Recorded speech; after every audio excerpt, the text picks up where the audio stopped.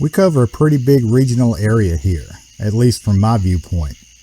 But an area larger than that is also something that I would have never imagined back in the early days of this channel.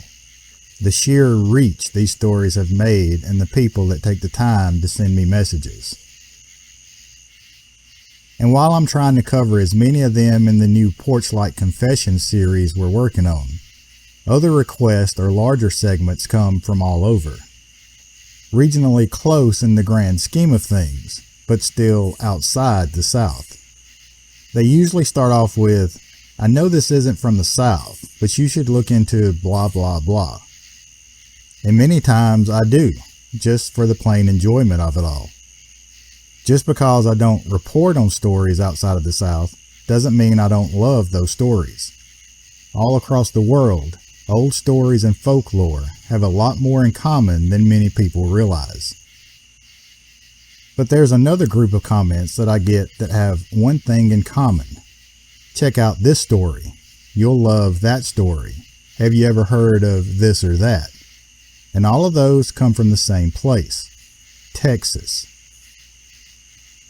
Now, what they all have in common and what sets them apart from the rest is they never lead off with, "I know this isn't the South," because, to be frank, they don't know they're not part of the South. Alright, just joking. Kind of.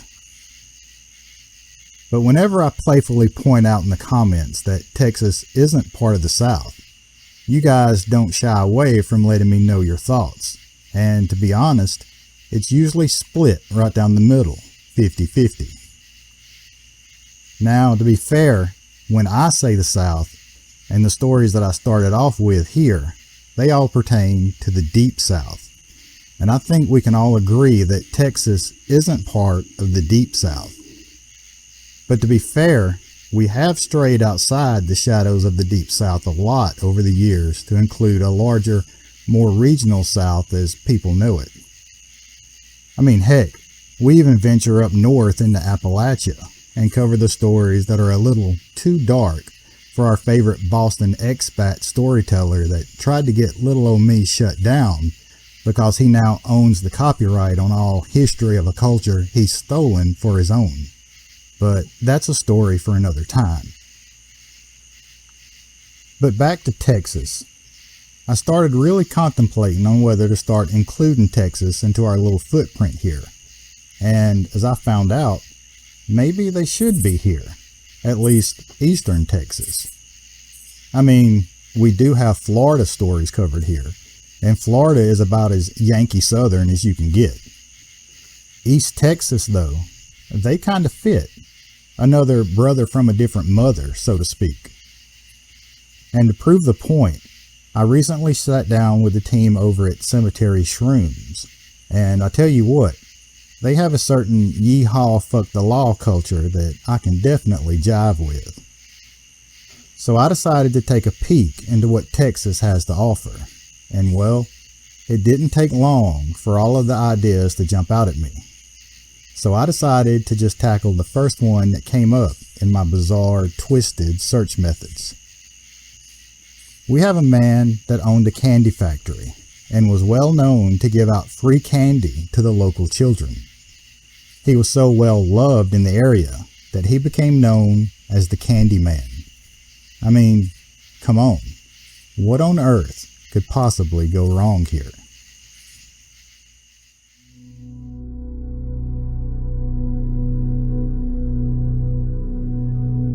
Everyone loves a good, strange, weird, or bizarre story. Well, welcome to the American South, where dark legends and haunted history lurk around every corner. Where superstition, folklore, and a touch of backwoods magic blend with everyday culture. Some say, in order to survive. This is Dixie After Dark.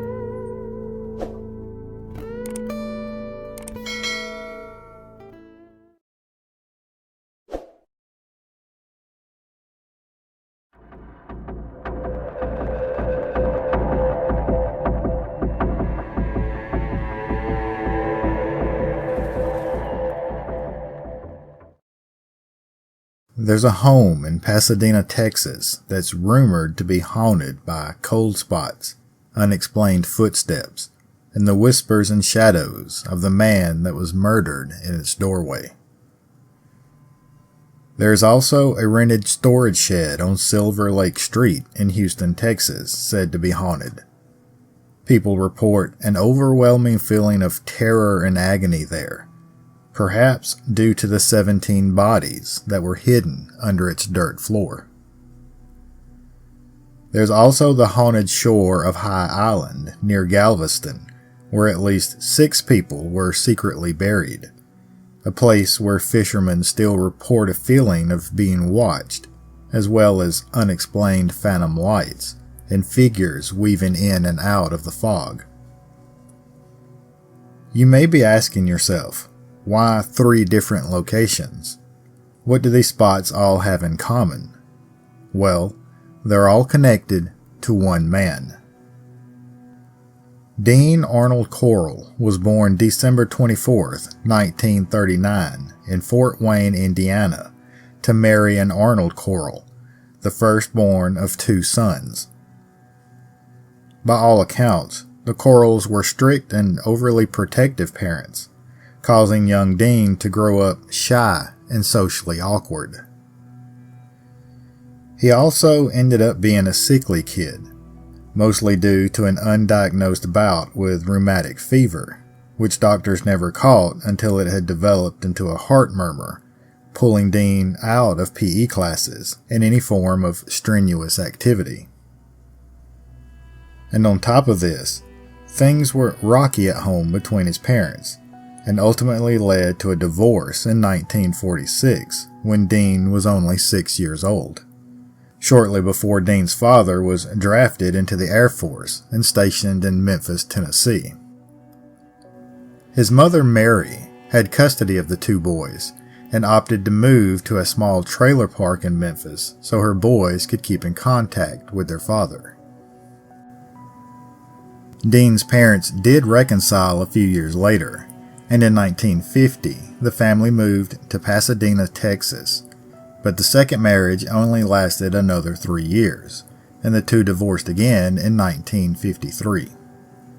Mary again retained custody of the 2 boys, but they still kept in regular contact with their father, Arnold. Mary Corll remarried in short time to a man named Jake West. He was a traveling clock salesman by trade, but shortly after moving to Vidor, Texas, he and Mary started a small candy company out of their family garage. The 2 Corll sons were put to work in the new family venture, running the candy machines and packaging the product when not in school at Vidor High, while their stepdad sold the candy on his normal sales routes. Shortly after graduating high school in 1958, Dean moved with his family to the suburbs of Houston so the family's candy business could be closer to where the majority of it was now being sold. They opened a proper location for their business and named it after their most profitable brand, Pecan Prince.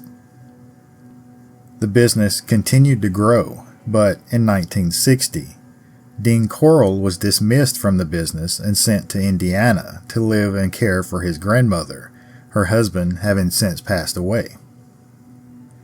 He stayed there for 2 years, but by 1962, he was back in Texas and working in the family business, even taking over a vacant apartment above the candy shop. A year later, though, Dean's mom divorced again, but by this time, making candy was in their blood. Their previous stepdad was just a salesman after all. It was the Corlls that had learned the business as they went, from the inside out. Mary Corll started her own candy business, named Corll Candy Company. She made Dean vice president and her younger son, Stanley, secretary and treasurer. They hired a small team to help run the business, but less than a year into it, a teenage boy working there approached Mary with complaints that Dean had been making sexual advances toward him, so she fired him. The teen, not her son Dean. But before anything associated with the allegations could really be looked into or expanded on, Dean Corll was drafted into the Army on August the 10th, 1964. He was first sent to Fort Polk, Louisiana for basic training, then to Fort Benning, Georgia, where he trained as a radio repairman, and after that, he was sent back to Texas to Fort Hood. All the while, though, it was reported that Corll hated military life and continuously applied for a hardship discharge, stating that his family's candy business needed him. He was eventually given an honorable discharge on June the 11th, 1965, after only 10 months of military service. According to Corll's own accounts to friends back in Texas, it was during his brief military stint that he realized he had homosexual tendencies, as well as having his first encounter, and it didn't seem to be a hard pill to swallow for those that knew him, as many of them later went on to describe different subtle changes in his actions after that, especially when it came to being around younger teen boys. After leaving the military, Corll was back as vice president of Corll Candy Company, but in just a short time he was gone, competition between the family business and Dean's ex-stepfather's candy company had ramped up big time. Dean Corll poured every amount of free time he had into Corll Candy Company.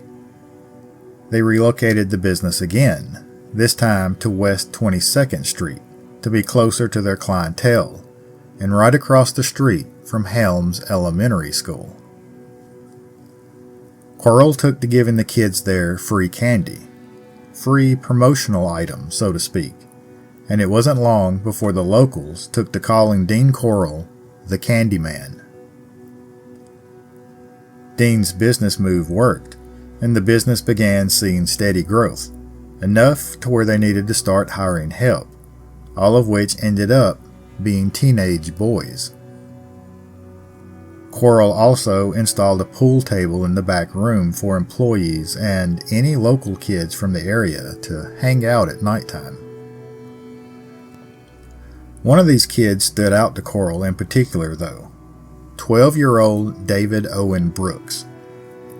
He was a 6th grader across the street and soon found himself as one of Dean Corll's best friends, despite the fact that Dean was 28 years old at the time.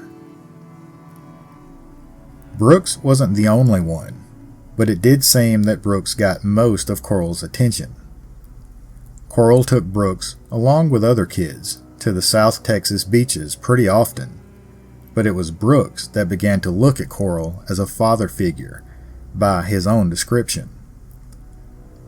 Brooks himself was from a broken home and became easy prey for Dean Corll, intentionally or unintentionally. Corll gave money to Brooks whenever he needed it, but with one catch, and you can probably guess what that catch really was. By Brooks' own admission, he was paid $10 a time to perform certain sexual favors. But eventually, Brooks's mother relocated about 85 miles away, but Brooks found ways to come back and visit Houston as much as possible, and stay in at Corll's apartment when he did so. In 1970, though, Corll Candy Company seemed to have plateaued. The family started looking at ways to continue growth, and ultimately decided to move shop to Manitou Springs, Colorado. Dean's mother, younger brother, and half-sister packed up shop and made the move, but Dean surprisingly left the candy business and opted to stay in Houston. And even though Dean kept in touch with his mother over the phone, physically, he never saw his family again. Coincidentally, David Owen Brooks dropped out of school that same year and moved back to Houston to be with Dean Corll. Corll then left the candy world behind and took a job as an electrician. Through all of this, though, something had shifted in the mind of Dean Corll. Either that, or something that was always there, dormant and asleep, had been woken up, and Houston, Texas would never be the same. On September 25, 1970, Jeffrey Conan was hitchhiking from the University of Texas to his parents' home in Houston. He had caught a ride part of the way there by another student, but was dropped off near the uptown area of Houston around 6:30 that night. It was then that he encountered the Candyman, Dean Corll. Jeffrey Conan would never be seen alive again. His body wouldn't be found until 3 years later, buried at High Island Beach. The remains were found bound and gagged beneath broken cement, wrapped in plastic, and covered in lime. The body was found because police had been led there by none other than David Owens Brooks, the boy that Dean Corll had groomed for years. The connection of David Brooks to the crime gets pretty deep and intense. It isn't believed that he had anything to do with Conan's murder, but not long after that would have taken place, the 15-year-old Brooks entered Corll's apartment and caught Dean assaulting 2 other teenage boys, who he had strapped down to a 4-post bed. Corll was quick on his feet, though, and knew Brooks well enough to manipulate him into silence. Corll told Brooks that he'd get him a car as long as he kept quiet about what he had walked in on, and Brooks was all in for it. He kept his mouth shut in exchange for a green Corvette. But it wasn't just a one-time deal. Brooks was now on the hook and put to work, earning $200 for any and every boy that he could lure into Corll's apartment from that point forward. In less than 3 months, Brooks brought in 2 14-year-olds from nearby Spring Branch. On December 13th, 1970, Danny Yates and James Glass, who actually knew Brooks, followed him to an apartment that Corll had rented specifically for the act. The 2 teens were attacked and handcuffed to the bed, where they were assaulted, then eventually strangled to death. These 2 were buried beneath a storage shed that Corll had rented out back in November. Then, just 6 weeks later, on January 30th, 1971, Brooks and Corll were at it again. 2 teen brothers, Donald and Jerry Waldrop, were walking home from a friend's house when they were offered a ride by Corll in an old panel van. They were taken to yet another apartment Corll had rented out, where they suffered the same fate as the 2 boys before them, even down to being buried at the same storage shed. By this point, David Brooks was stuck in that life. The 2 were back at it just 2 months later, and averaged 1 victim a month over the next 3 months. 16-year-old Gregory Winkle, 15-year-old Randall Harvey, and 13-year-old David Hillegeist all fell victim to Brooks and Corll, all in the same way, the only exception being Harvey, who was shot in the head, and they were all buried in the same storage unit as the previous few. There was only a 2-month break before they struck again. On July 1st, 1971, 17-year-old Donald Falcon fell victim, and then there was 17-year-old Reuben Haney on August 17th. Corll and Brooks' methods stayed consistent. Brooks would lure them in. They'd be secured to the bed, violated, and then strangled. Both of these victims were again buried beneath the rented storage shed. In addition to his other apartments, or torture rooms if you will, Corll was smart enough not to stay in one place too long. He moved into yet another apartment in September of 1971, but still in the same general area. During this move, it was speculated, based on later stories from Brooks, that there were 2 other victims at this new apartment, although those were never confirmed and no names were ever given to those alleged victims. All of the disappearances by this time had that section of Houston on edge. None of the murders were known as of yet, so as far as the general public knew, it was just a rash of missing person cases. Every time you turned around, there was a new flyer for a new missing teenage boy posted somewhere, and fellow teens were quick to volunteer and to post flyers and gave any information they could offer to help. One of these volunteers was 15-year-old Elmer Wayne Henley, a friend of one of Corll's earlier victims, David Hillegeist. Wayne Henley was instrumental in doing whatever he could to ease the worries of Hillegeist's parents, hoping that there was an easy, innocent explanation for all of the cases. In October of 1971, though, Wayne Henley ran into David Brooks and was led to one of Corll's apartments, just like all of those before him. But this time, Corll saw something different in Wayne Henley. There's no way of knowing exactly what it was, but whatever it was, it kept Henley from becoming the duo's next victim. But rather than getting away scot-free, or simply being let go, Wayne Henley was offered the same deal that David Brooks was a few years earlier: $200 for any teen boy he could provide to Dean Corll, and Henley accepted. It seemed his friendship with Hillegeist had a price tag on it, after all. But to be fair, it's not 100% clear as to whether Henley exactly knew that his former friend had fallen victim to Brooks and Corll, but come on, it's pretty easy to connect those dots. It's reported that Henley's family was in bad financial shape, as if that justified anything, but maybe this was something that Corll picked up on and used to his advantage. Henley's first involvement is recorded in early March of 1972. He and Brooks lured a boy back to one of Corll's apartments with the promise of marijuana. While there, Henley went into a ruse he had come up with himself.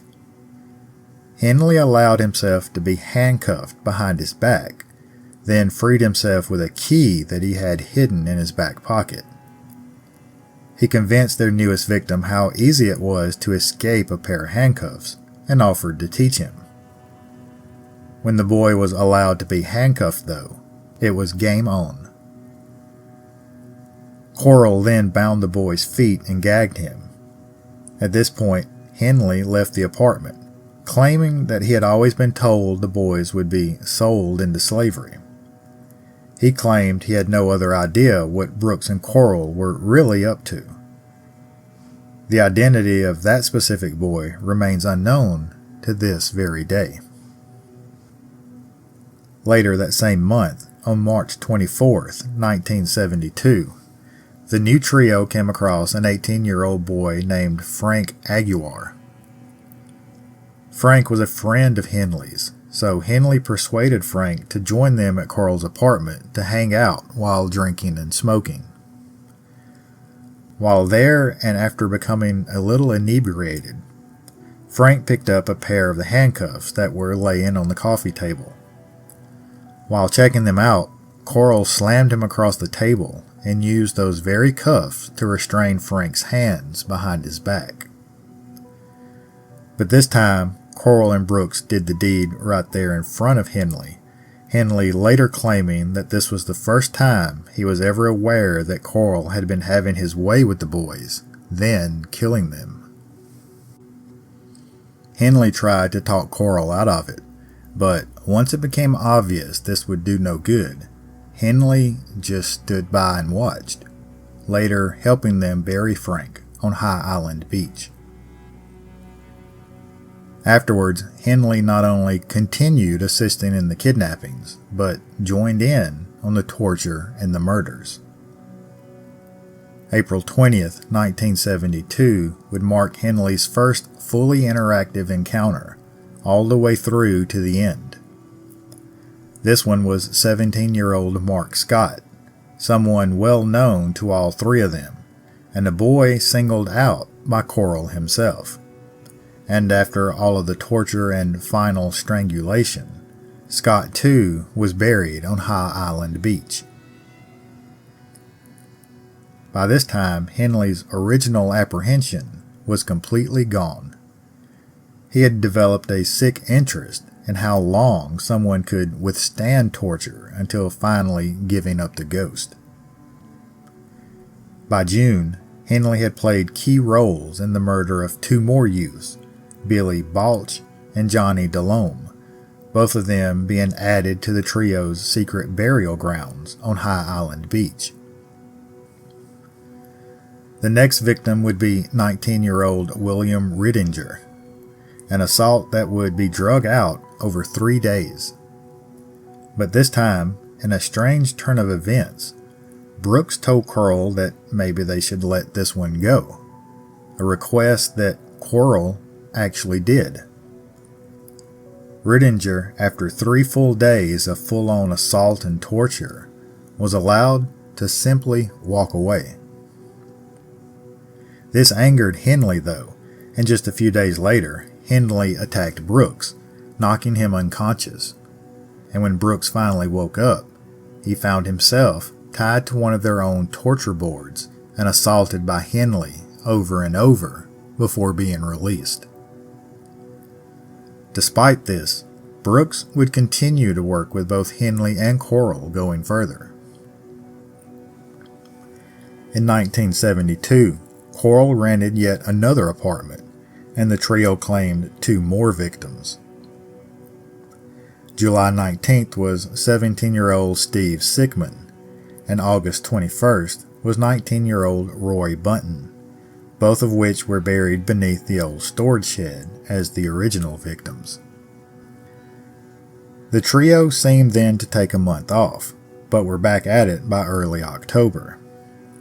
On October 3rd, 1972, Henley and Brooks came across Wally Semino and Richard Hembry walking down the street. They were coaxed into Brooks's car and taken to Corll's apartment, where they were attacked. At one point, Semino briefly got away and was able to get a phone call through to his mother for help. But the poor woman only heard a panicked scream of "Mama" before the line went dead. The next morning, Semino was strangled and Hembry was shot in the mouth. Both were buried in the storage shed mass gravesite.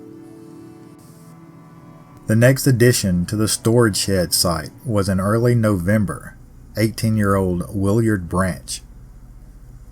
Then, on November the 11th, 19-year-old Richard Kepner was added to the High Island Beach burial site.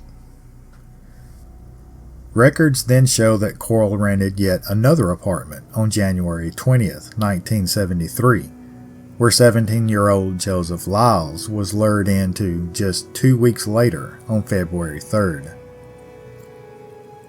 It's interesting to point out here that in the timeline that the disappearances stopped, at least for a few months, seemingly correlating to a known diagnosis of testicular infection that Corll suffered from.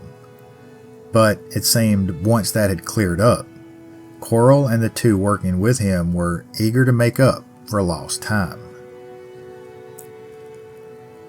Corll's 4-month dry spell was broken on June 4th, 1973, with the abduction of 15-year-old William Lawrence. He was kept and abused for 3 days before dying.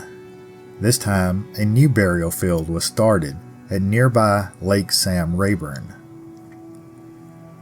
Just 2 weeks later, 20-year-old Raymond Blackburn was abducted, murdered, and buried at the same location on Lake Sam Rayburn. On July 7th, 1973, 15-year-old Homer Garcia called his mom from school to let her know he was spending the night with a friend and wouldn't be home that day. The name of the friend was never given, but later testimony identified that friend as none other than Corll's protege, Wayne Henley. That night, Garcia was shot and left to bleed out in Corll's bathtub before he too was taken to the site on Lake Sam Rayburn. The team struck again just 5 days later. On July 12, 1973, 17-year-old John Sellers was lured in, shot, and taken to the burial site on High Island Beach. A week later, on July 19th, 15-year-old Michael Balch was snatched while walking through town on his way to get a haircut. He was taken, strangled, and ultimately buried at Lake Sam Rayburn. 6 days later, 2 more victims were taken at the same time, Charles Cobb and Marty Jones, on July 25th, who after their ordeal, their bodies ended up in the gravesite beneath the old storage shed. Then, just 9 days later, 13-year-old James Dremelaw was lured to one of Corll's apartments with the promise of collecting glass bottles for resale on August the 3rd. There, he was subjected to all of the different tortures and abuses as his previous victims, then later buried beneath the original storage shed. The trio showed no signs in slowing down anytime soon. In fact, ever since Corll's infection earlier in the year, they had ramped things up. But that August, things began to unravel at breakneck speeds. On August the 7th, 1973, Henley approached an old acquaintance, 20-year-old Timothy Curley. Henley invited him to a party at Corll's apartment. Someone Curley also knew, so he thought nothing suspicious about it at all. They swung by Henley's house around midnight first to grab a few things, and that's when Henley was distracted by a commotion across the street. He crossed the street to check things out and found 15-year-old Rhonda Williams, a friend of Henley's, who had just been beaten by her drunk father. She stumbled out of the house, dead set on running away, so Henley had no problem convincing her to join them for the night. The 3 of them got to Corll's apartment around 3 a.m. on the morning of August the 8th, 1973. But after getting there, Corll pulled Henley off to the side. He was irate that Henley had brought a female there, saying that would ruin everything. If you've been keeping up with the way things have been unfolding up till now, you'll be able to tell this was the first time a girl had been introduced into the mix. Henley explained the situation with Rhonda, though, and after a few minutes, Corll did seem to calm down. But rather than join them, Corll dismissed himself and went to bed. The rest of them reportedly continued drinking, smoking, and huffing paint for another 2 hours before passing out. Henley was the first to wake later that morning, but when he did, it was only to find the last click of the handcuffs being secured around his own wrist, behind his back, by Corll himself. He had already been bound around the ankles, and a strip of tape was covering his mouth.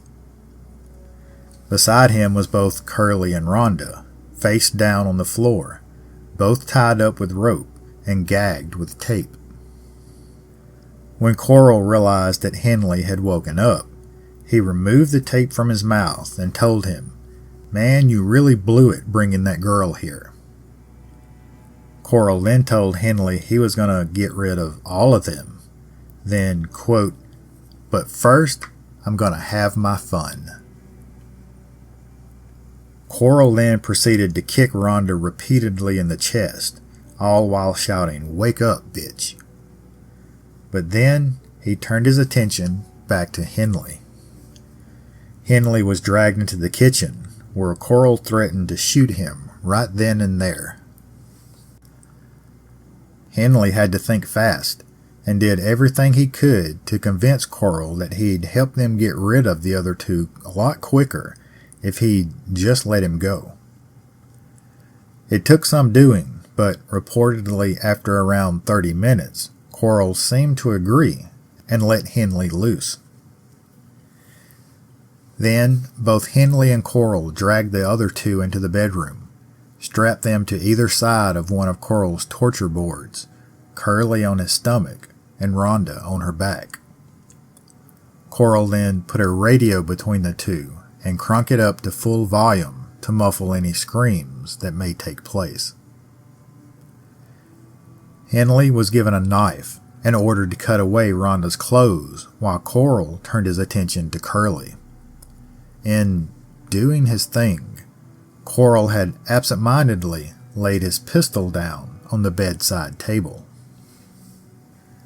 Henley, though, was having a hard time with this particular case, many speculating that it was 1, because Rhonda was female, and 2, she was a long-time personal friend of Henley's. Both Rhonda and Curly were now awake at this point, and Rhonda asked Curly was all of this even real.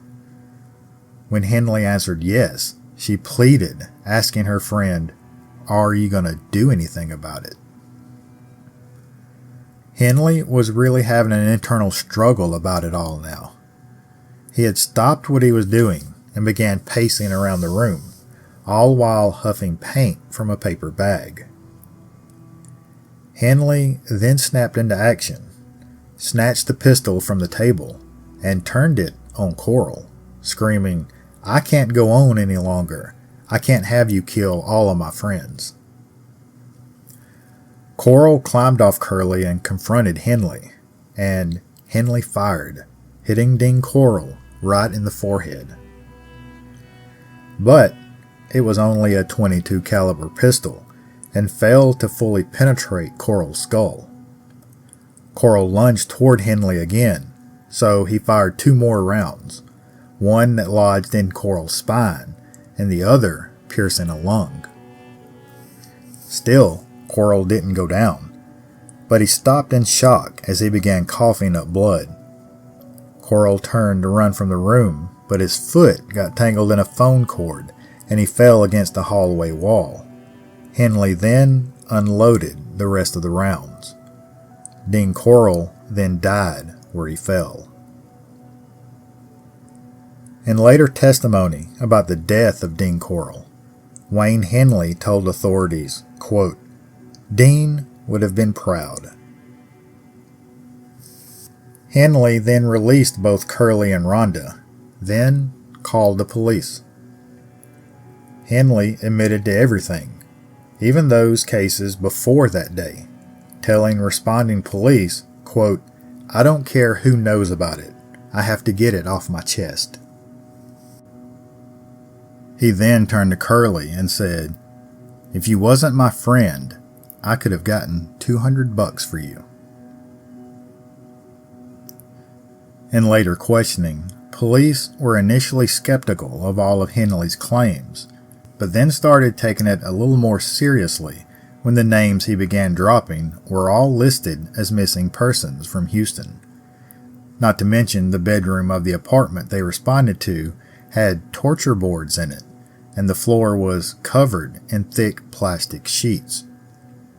Also found there was rolls of plastic sheets, rope, 8 pairs of handcuffs, and numerous dildos. In Corll's van, police found a wooden crate drilled with air holes, a roll of carpet stained with dirt, and a pegboard wall equipped with various hooks and bondage rings. Inside the wooden crate itself, several strands of human hair was found.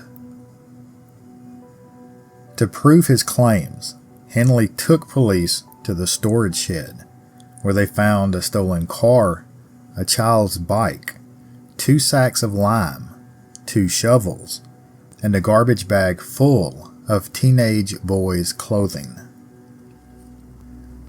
2 prison trustees were brought along to begin digging up the dirt floor of the shed, and it wasn't long before they found the remains of a boy wrapped in plastic under a thin layer of lime. Then a proper forensic excavation team was brought in.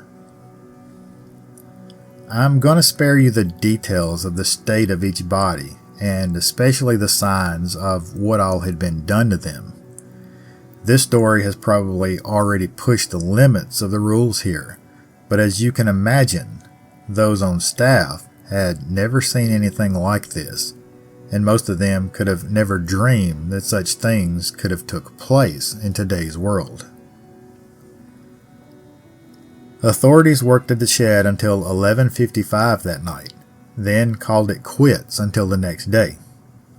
To that point, they had already recovered 8 bodies. While that was going on, David Brooks and his father showed up at the police station, where Brooks gave a statement denying any involvement but admitting that he knew what Corll had been up to, at least with 2 of the victims. The next day, while authorities began again at the shed, Henley sat down with detectives and gave a full written statement. In contradiction to Brooks's statement, Henley said that there were only 3 victims that he knew of that Brooks had no involvement with, and those were in the summer of 1973. Then, that afternoon, while the team continued work at the shed, Henley led another team to the location of a cabin on Lake Sam Rayburn that Corll's family owned. There, they found another torture board, more rolls of plastic sheeting, shovels, and bags of lime. 2 bodies were found there in a shallow grave, although Henley confessed that there should be 4. Meanwhile, back at the shed, another 9 bodies were recovered, separate from the 8 of the previous day. And along with those 17 in total, just from the shed, 4 separate arms were recovered that could not be matched to any of the bodies recovered from that site. The next morning, Brooks gave a full confession to being present and assisting with the burials, but still denied any direct involvement in any murder. When asked about the torture boards, though, Brooks said once they were on the board, they were as good as dead. It was all over but the shouting and the crying. When pressed for more info, Brooks agreed to take them to the High Island Beach location. On the morning of August the 10th, Henley went again with authorities to Lake Sam Rayburn, where they found the other 2 victims, 10 feet apart from each other. Then that afternoon, both Henley and Brooks took authorities to High Island Beach, where 2 victims were found in shallow graves. 3 days later, they were back at the beach and recovered 4 more victims, bringing the total body count to 27 known victims, although Henley insisted there should be 2 more bodies at the shed and 2 more somewhere on High Island Beach. In 1973, the Candyman murders was the worst case of serial murder in the United States, and would remain so until 1978, when John Wayne Gacy took the number to 33. And coincidentally, Gacy had admitted being partially inspired by the Houston murders. The police didn't go without some criticism in the case, though. In 1971, Everett Waldrop, father of victims Donnie and Jerry Waldrop, who were only listed as missing in 1971, reported to police that Dean Corll had been seen with what appeared to be bodies at the old storage shed. Records do show where police responded and performed a search, but they only searched the outside, giving Corll another 2 years to do as he pleased. It took until May of 1974 for 21 of the bodies to be identified, then another in 1983, and one more in 1985, leaving 4 yet to be identified. Elmer Wayne Henley was convicted of 6 counts of murder and sentenced to 594 years. He was not convicted of the death of Dean Corll, the courts ruling that particular murder was a case of self-defense. He did appeal, but the courts upheld the 6 convictions. But this time, they ruled that the sentences would be served concurrently rather than consecutively, dropping his time from 594 years to 99 years. David Brooks was convicted of only 1 murder and sentenced to life in prison. His attempts at appeal were all dismissed. At the time of recording, Henley is still in jail and has been denied several parole applications, the most recent being November of 2025. Brooks died in prison on May 28, 2020, at the age of 65 from complications from COVID-19. Dean Corll and his 2 accomplices killed a total of 27 people. Some official reports say 29, but most agree that, unofficially, the actual number is probably much higher, and all of this took place in just 3 short years. One known victim, Mark Scott, has never been identified or found. The Houston area today is still reeling from the case all those decades ago. New DNA evidence is consistently coming to light, linking unidentified remains to their true identity, and it's very likely that information is still coming to light that may slightly alter the information presented here today. And there are many in the area that believe there are a lot more out there that have yet to be found. Former employees of Corll Candy Company reported that Dean Corll did a lot of digging around the area, even as far back as 1968, but he always stated that it was to bury spoiled candy to keep the bugs away from the company. That area has since been cemented over. There were other times he did digging outside the candy company building, but that area was later converted into a paved parking lot. The same employees also stated that their storeroom were constantly stocked with rolls of plastic sheets, matching those later found in his various apartments. And if you thought the case couldn't get any darker, in 1975, 2 years after the death of Dean Corll, a separate routine investigation uncovered a cache of pictures and films of young boys. Use your imagination. With some as young as 8 years old. There were 16 individuals identified from the material, 11 of which were known victims of Dean Corll. This raised the suspicion that Corll may have been part of a larger ring of people, and this newly found evidence led to the arrest of 5 different people all the way out in California. Authorities in Houston, though, never followed up trying to connect Corll to those in California, saying that the victims' families in Houston had already been through enough. So, as you can see, it's not hard at all to imagine the locations we first opened with as being potentially haunted.